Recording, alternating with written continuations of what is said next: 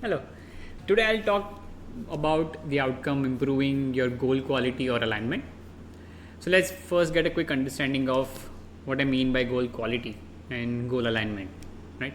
So your goal quality basically defines how well your goal is defined, how clear is it, so that the employee that's going to work on it will know what exactly they have to do, and the managers and the people who are going to evaluate the goal, the employee's performance, they know what to check.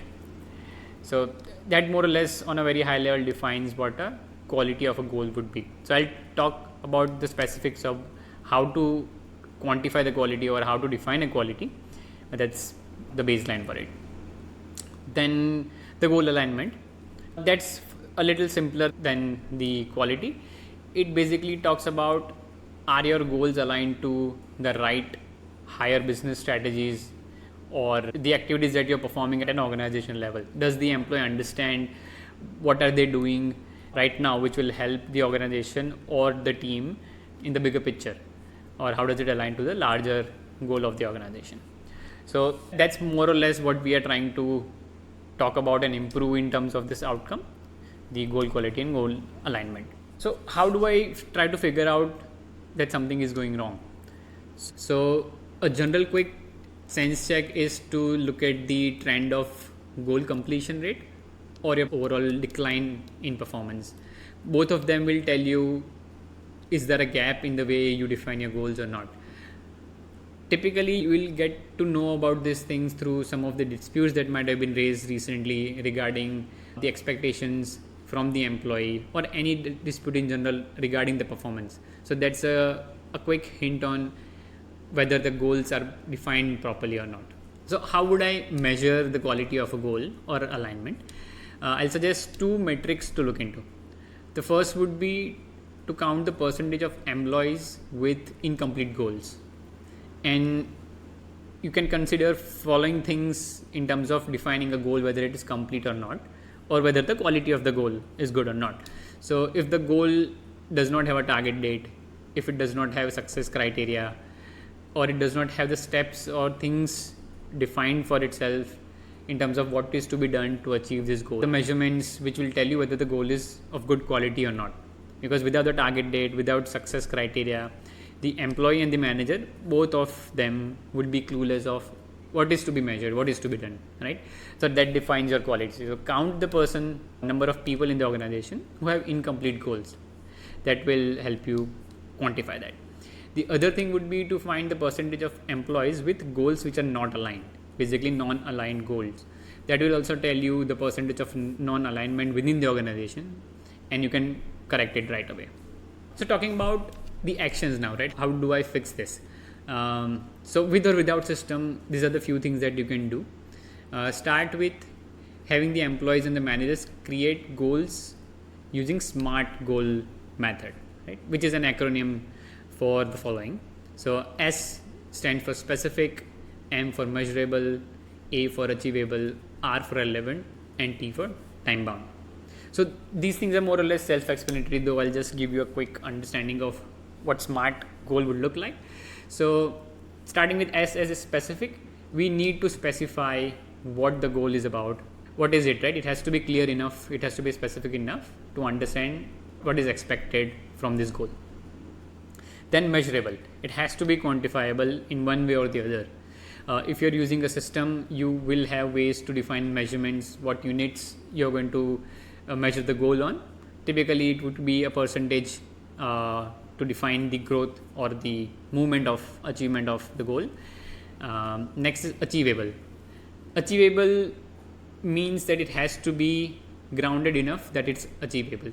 That does not stop you from defining an ambitious goal, but you have to make sure that it's not too ambitious, not too out of the way that it can't be achieved, right? So you have to be a little realistic about that as well while being ambitious. So yeah, that has to be achievable. Then being relevant, naturally it has to be relevant to the employee, right? If I am a sales executive, my goals will revolve around sales.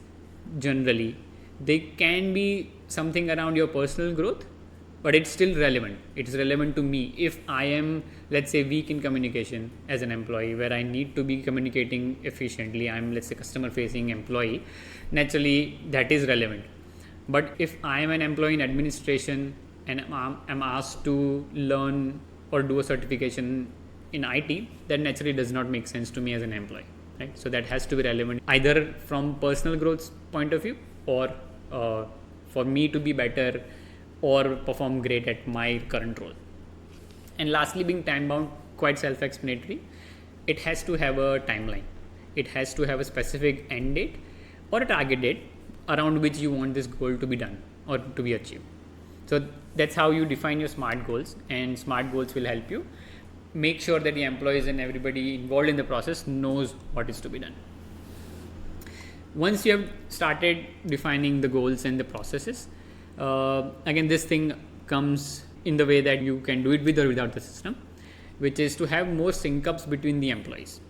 The employees and managers need to talk as frequently as they can, so that if there is any digression, it is found earlier, we can path correct as soon as possible. The conversation does not have to start at the annual evaluation process, or even maybe your half yearly. If you are doing it half yearly, even then it is less frequent. You can increase it to quarterly or every 2 months. If it works for the organization, do it every month, right? So the more conversation or the more frequent conversations happen, we know where the gap is, we can identify them quickly, we can path correct, and the performance naturally will improve, and naturally your goal alignment, your quality of goal will also improve. If you're using Oracle system, there are a few things that you can do which is alignment with all the things that I already talked about.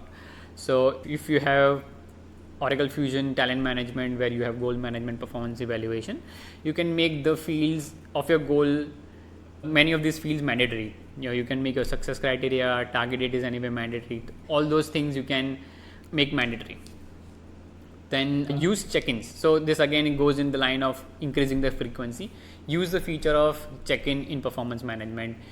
Have goal as one of the agendas, and run the check-in frequently. Ask the employees and managers to connect on the frequency that works for your organization. Does not have to be annual. It has to be more than annual. Then next is to use all the other reporting or analytics tools that you have available with you. There are standard dashboards and reports in Oracle Fusion HCM, which shows you the status of completion of goals. How many goals are completed, how many goals are incomplete by department, location. There are a lot of criteria using which you can filter out what's the goal completion rate, and you can extend these reports, these dashboards, to further fine tune and go at more granular level to find out what's, let's say, the alignment rate of the goals within the employees, what are the number of goals with success criteria defined, target dates defined, everything that we just talked about, right? So you can use the analytics platform, customize the standard reports, or create your own based on your requirements, and use it to improve the quality of your goals and improve your goal alignment. So talking about what we can do as Orbrick for you to improve your goal quality and alignment. In our Foresight tool, we have this dedicated outcome which has multiple metrics which will help you to first assess what is your current quality, where do you stand in terms of the benchmarks of particular matrix and the whole outcome overall, and how you can improve that. Foresight will give you a quick summary, a sort of short action list, which will give you a better understanding of your current standing and what things you can perform to make sure that your goal quality and your goal alignments improve. And based on where you are in the journey of using your system, specific Oracle Fusion HCM, services or our methodologies can help you improve this particular outcome. If you are currently or going to implement your system anytime soon, in our PERS methodology, we can define this outcome as one of the primary outcomes, and every solution, every process is designed considering the best practices, the right actions, and right tools that you require for this particular outcome to be at the best or improve your current processes.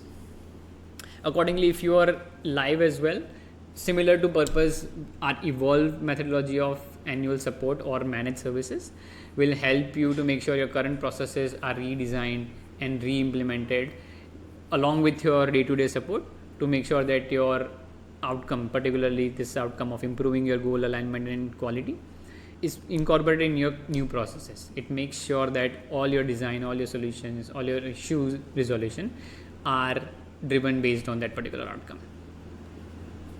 Let's quickly wind this up by thinking about how we can monitor this or continuously improve this outcome once all your actions are done in terms of redefining your processes or making the changes to the system. So our tool Hindsight can help you to do that. It will show you the outcome improvement or basically the performance of an outcome after your interventions or basically after your changes are done to the process or system. So you can put in an intervention point in Hindsight after the moment you have implemented all the changes to the process or system, as I said, and it can help you track it on month basis. You can change the particular date range or the time period to get an idea how you're performing before and after the implementation of these changes.